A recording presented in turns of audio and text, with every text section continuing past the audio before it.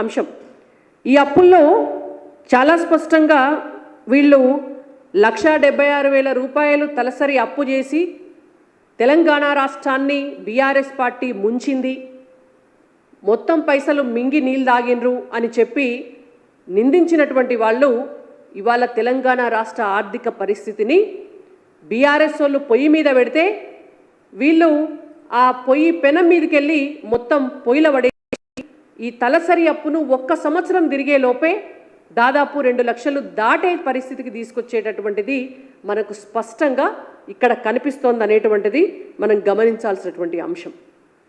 అప్పులకు సంబంధించి ఇది క్లియర్.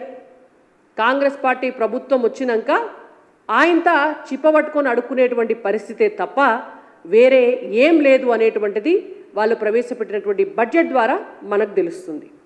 ఇక ఒకసారి ఆదాయం విషయానికి వద్దాం. ఆదాయం 2024-25 కాంగ్రెస్ ప్రభుత్వ బడ్జెట్ డాక్యుమెంట్ ప్రకారం వీళ్ళు ఇచ్చినటువంటిది కేంద్రం పన్నుల్లో వాటా 26,000 కోట్లు వస్తాయన్నారు. అవి కేంద్రం నుంచి తప్పకుండా వస్తాయి. పన్ను ఆదాయం విషయంలో గత ప్రభుత్వం 2023-24 ఆర్థిక సంవత్సరానికి 1,11,798 కోట్ల రూపాయలు పన్ను ఆదాయంగా ప్రజల ముక్కుపిండి వసూలు చేస్తే ఈ సంవత్సరం ఆర్థిక సంవత్సరానికి 2024-25 ఆర్థిక సంవత్సరానికి కాంగ్రెస్ పార్టీ పన్ను ఆదాయం ఎంత వస్తుంది ప్రజల నుంచి అని మెన్షన్ చేసిన దాంట్లో 1,38,181 కోట్లు పన్ను ఆదాయంగా తెలంగాణ రాష్ట్ర ప్రజల నుంచి వస్తాయి అని మెన్షన్ చేయడం జరిగింది.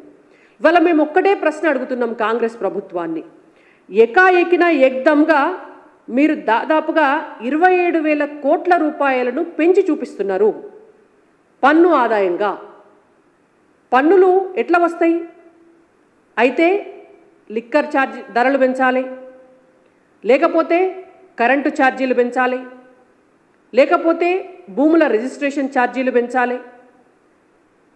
ప్రజల దగ్గర నుంచి ప్రభుత్వం ఇచ్చేటటువంటి సర్వీసులకు గాను తీసుకునేటువంటి పన్ను పెంచితేనే మీకు పన్ను ఆదాయం పెరుగుతుంది. మరి 27,000 కోట్ల రూపాయలు ఒక్క పన్ను ఆదాయం